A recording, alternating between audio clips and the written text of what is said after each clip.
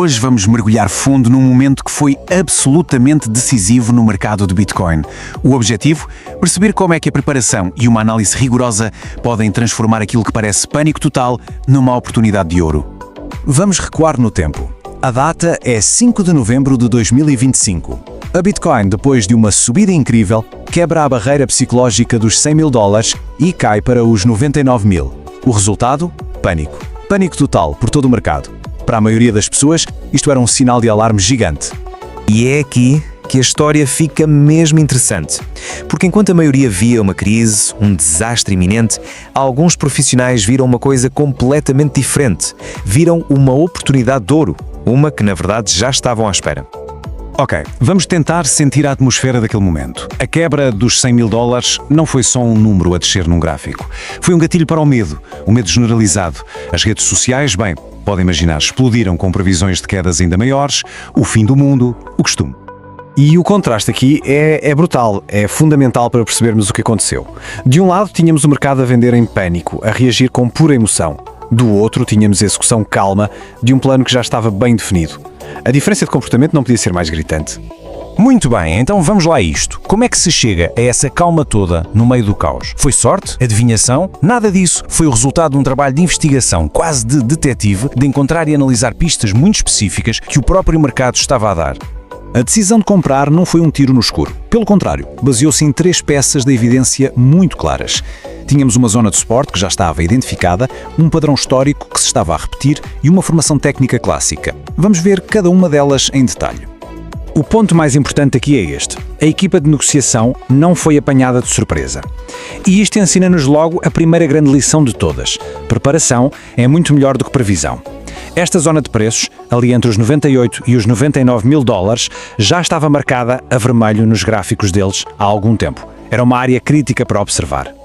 E este leva-nos direitinhos à segunda pista, que por sua vez reforça outra lição-chave. É preciso focar no quadro geral, na fotografia completa. Ao olhar para o gráfico semanal, que basicamente filtra todo o ruído e o drama do dia-a-dia, era óbvio que o preço estava a tocar num nível de suporte com um enorme significado histórico. São estes os níveis onde, no passado, grandes movimentos de compra costumam começar. A força deste suporte semanal fica ainda mais clara quando olhamos para o passado recente. O que aconteceu em novembro era quase um eco perfeito do que tinha acontecido em abril desse mesmo ano. E o que é que aconteceu em abril? Bem, depois de tocar neste mesmo suporte, a Bitcoin disparou entre 70% a 80% e o Ethereum quase quadruplicou de valor. Como se costuma dizer, a história não se repete, mas muitas vezes rima. E este paralelo deu uma confiança enorme à ideia de que era a altura de comprar. A terceira e última pista foi um padrão técnico super clássico no gráfico diário, o chamado fundo duplo. É fácil de visualizar. Basicamente, o preço testa um nível baixo, recupera um pouco e depois volta a testar esse mesmo nível, mas sem força para o quebrar. Esta formação, que parece uma letra W, é um sinal muito forte de que os vendedores ficaram sem gás e os compradores estão a assumir o controle da situação. Mas atenção! Uma boa decisão de trading raramente se baseia só em sinais técnicos. É mesmo como montar um puzzle. São precisas várias peças que encaixem umas nas outras para se ter a certeza. E para além dos gráficos, havia outros fatores do mercado que estavam a confirmar a mesma ideia.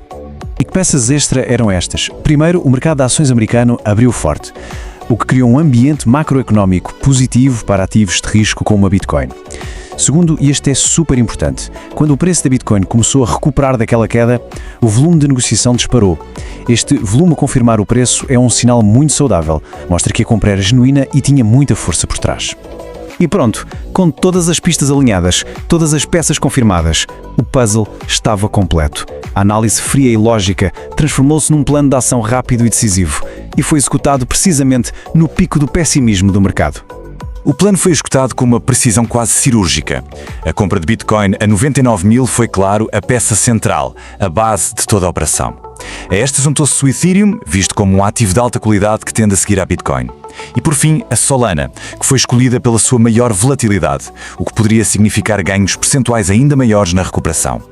Muito bem, vamos então avançar para ver como é que tudo isto acabou. E mais importante ainda, para as lições que podemos mesmo retirar desta análise. Porque o resultado, claro, é interessante, mas os princípios por trás dele, esses sim, valem ouro. E o resultado? Bem, como a análise sugeria, o mercado recuperou com muita força. Todas as posições se tornaram lucrativas muito rapidamente. A equipa até geriu cada ativo de forma diferente, realizando lucros na Bitcoin um pouco mais cedo e deixando as posições em Ethereum e Solana correr mais tempo à procura de ganhos ainda maiores. No fundo, este estudo de caso deixa-nos com 3 lições fundamentais. Primeiro, estar preparado é muito melhor do que tentar adivinhar o futuro. O sucesso veio de um plano, não de uma bola de cristal. Segundo, focar no quadro geral, como o gráfico semanal, ajuda a ignorar o ruído e a tomar decisões muito mais sólidas. E terceiro, nunca, mas nunca confiar num único sinal. É preciso procurar sempre a confirmação de múltiplas fontes. Isto resume na perfeição uma filosofia de negociação que é incrivelmente poderosa. O mais importante é acertar na ideia geral, na direção do mercado. É muito melhor isso do que ficar obcecado em acertar no ponto mais baixo ao cêntimo. E isto liga-se diretamente à nossa história, não é? A razão para comprar era aquele suporte semanal fortíssimo. Se a entrada foi a 99.000 ou a 99.200 era quase irrelevante, porque o potencial de subida era de uma escala muito, mas muito maior. Estar vagamente certo na zona de compra era o que realmente contava. E terminamos com esta pergunta que fica para reflexão. Este caso mostra que, quando é bem feito, o trading afasta-se muito do conceito de aposta e aproxima-se de um jogo de estratégia. Um jogo baseado em lógica, em disciplina e, acima de tudo, em preparação. A questão é, que tipo de jogo se quer jogar?